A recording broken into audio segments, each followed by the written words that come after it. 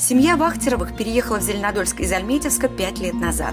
И уже 4-й год перед их домом благоухает ароматами и удивляет красками цветущий палисадник. Валентина Петровна называет его деревенским. С землей и садово-огородными культурами она знакома с детства и получает огромное удовольствие от их выращивания.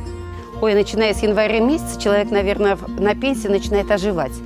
Только благодаря тому, что уходит в землю. Любые невзгоды, любые какие-то неприятности, начиная с января, уходят они именно в нашу землю. Валентина Петровна считает, что как театр начинается с вешалки, так и дом начинается с палисадника. В своем она предпочтение отдает однолетним цветам. Они радуют своим цветением с весны до поздней осени.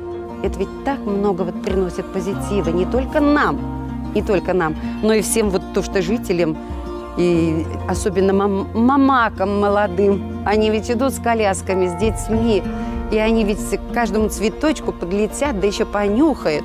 Ведь сколько позитива, кроме себя, даешь ты людям. В отличие от Валентины Вахтеровой, которая уже не первый год участвует в конкурсе «Цветущий дворик» и получает призы, Чулпан Загидулина из деревни Каратмень в Большеякинском сельском поселении стала участником конкурса впервые. Каждый год мы сажали цветы в палисаднике, во дворе. В этом году решили посадить цветы около дома, потому что это приятно нам и нашим односельчанам. На следующий год мы помимо этих корзинок посадим кустарники и повесим корзинки со цветами. В первый год на конкурс «Цветущий дворик» заявились лишь 170 участников. В этом году их 1238. В конкурсе принимают участие жители сельских поселений и частных домов Зеленодольска. Условий 2. Цветочные композиции должны быть размещены перед домом или забором его ограждающим.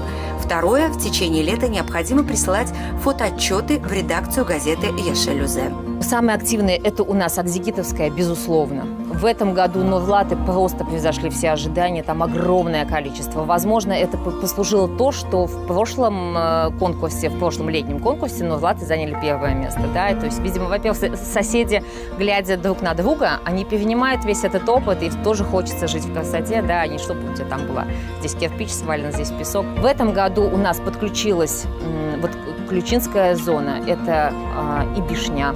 Молодцы, тоже присылают довольно-таки много. Яки пока, я думаю, раскачиваются, но вот в Яках тоже есть, то есть Якинское сельское поселение, я имею в виду все деревни, которые в него входят, тоже начинают присылать на конкурс свои фотографии. Активно участвуют в конкурсе и жители Урспугинского сельского поселения, Кугеевского, Кугушевского. В планах организаторов увеличить число номинаций, чтобы в конкурсе участвовали также сельские дома культуры и мечети. Итоги конкурса «Цветущий дворик» будут подведены к Дню города.